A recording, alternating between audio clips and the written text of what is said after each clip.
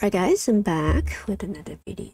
Of course, I'm trying to make this one quick, but I have a feeling that it's gonna go on forever because there's so much to talk about here. And obviously I don't want to kind of waste anybody's time or anything like that, but I think it's important to kind of address this real quick. So, I was kind of scrolling around Twitter, obviously, and kind of like a look at what, is happening here. And of course, the first thing I saw was this, right?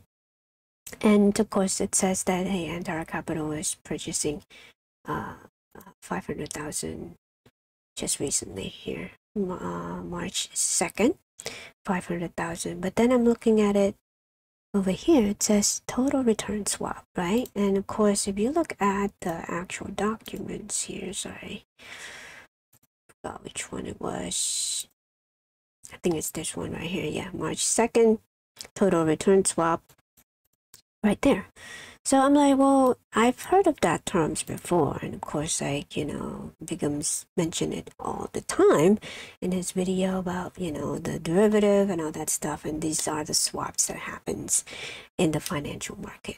So what is the total return swap? Like, and why did Antara Capital purchase it? Now, P is purchase, right? Hold on, let me look at the ledger here. Open market or private purchase of non-derivative or derivative security. So it just means it's purchasing, right? They are purchasing the swap. So what does that mean? So if you look at this particular explanation here, which I love, and I'll link his video down below. Let's listen to it, snippets of it. Let me make sure it's on. So to introduce you to the basics of how swaps work, I want to tell you a little story. It's about two little boys. They've got two little toys. Stop me if you've heard this one before, but each of them has a wooden horse. Except these horses are very different. Bruce's horse has got a rocker on it, whereas Jim's horse has got these whizzy wheels, which means he can go zooming up and down hills. Unfortunately, Jim doesn't like zooming up and down hills. In fact, he doesn't like risk at all. He'd much rather just sit there on his horse and do nothing.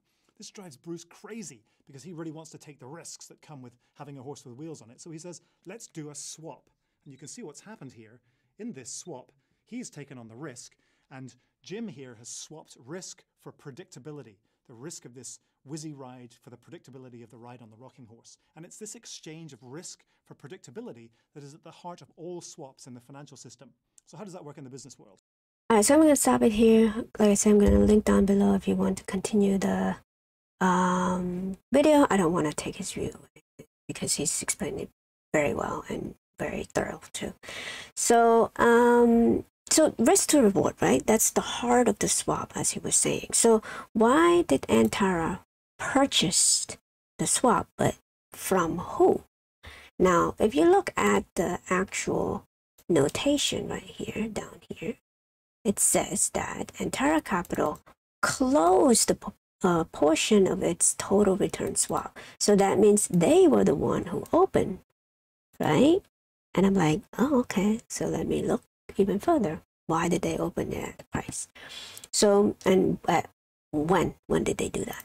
So I found this one, of course. All I did was, again, AMC, total return swap. Based on the terms of the documents, and a whole bunch pops up. So the one that kind of caught my eyes was this one. Yes, this one right here. So it just says, how many shares in, the agreement. And it seems like they enter into a swap for a whole bunch of shares, like tens of millions of shares here. Right? And if you look at the notation down below, starting with 5, right here. So Antara enter into the total return swap with a counterparty under which Antara Capital acquired. Okay, so they bought 2 million shares of AMC at 6.8 per share. Okay, $6 per share. And then this one right here,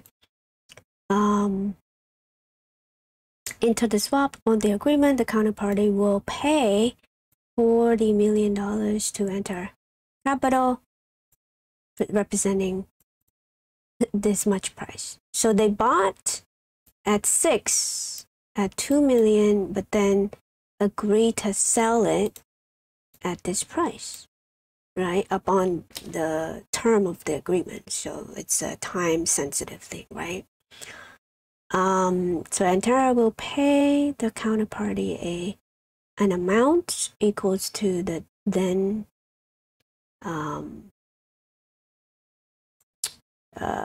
market price of 10 million shares. So they agree to sell at this price. In return, Antara will buy back. Okay, we'll buy back 10 million shares of it at whatever price AMC is. Now, understand what that means. It means that they think that the price of AMC will go down. That is why they make that deal. Because, again, they sell this amount of share up front at this price, hoping that it will go down even further. Okay? That's the whole point of this. So, in essence, they're actually shorting AMC. Now, correct me if I'm wrong here, because I'm trying to understand this myself. And of course, they enter to the agreement to sell at a different price as time goes on, right? As you know, as you could see here, every transaction, it's at different price. So, yeah, so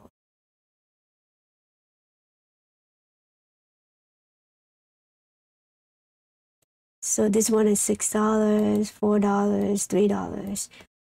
Again, it just means that they are actively shorting this thing, and the agreement is that they're gonna buy it back, right? So Antara must pay to the counterparty the amount equals to this share, right? You know, so without owning the actual share themselves, right? That's why they enter that agreement. Yeah. So if you take a look at that and every other filing subsequently, what does that mean? Now, I think there's another filing here that tells them the amount of the purchase, right? So why are they purchasing it if they were the one who sell it? Well, because the price of AMC went up, right? When the price of AMC went up, they are liable for that shorting, amount, and they just don't want to short it anymore because the price went up for whatever reason. So they're just hedging it, right? So what did they do to mitigate that? They sell put, okay, at various different price. Look at this. So they're just hedging. Like, they're trying to make money off of this because they know that, AMC is going to go, is in trouble, right? They own the debt, they own the senior bond or whatever.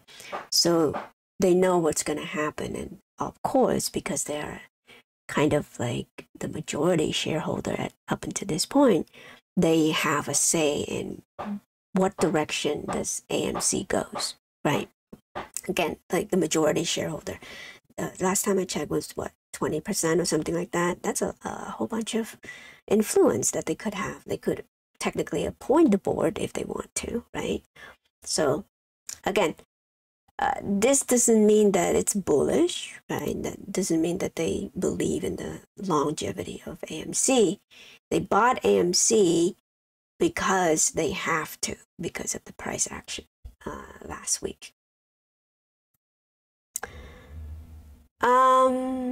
Yeah, so that's all I have for this one. I hope I explained it pretty well. I'll link every document down below so you could take a look at it yourself. Yeah, I need to go read up on what is the total return swap actually is, and who is, liable if they buy, or who is liable if they sell, right? But from the look of it, Antara was the one who entered that total return swap. The only thing is that we don't know who the counterparty is, right? I mean, it could be, one of the insider again. Who knows? Right? I feel like this is a cesspool of people just trying to make money off of this thing. So, hey, including retail too, obviously, right? We're just like a fish in the sea of sharks, and trying to like get some crumbs here. And this is how it's always been. But anyway, I'm rambling here. But yeah, look at this. So it looks like they're selling apes as well. So again, they're actively shorting this thing. And, of course, we know that they bought it at a cheaper price too. So they are also profiting off of the run as well. All right, so that's all I have. Might make another video trying to kind of understand what the total return swap is too. So, all right, bye.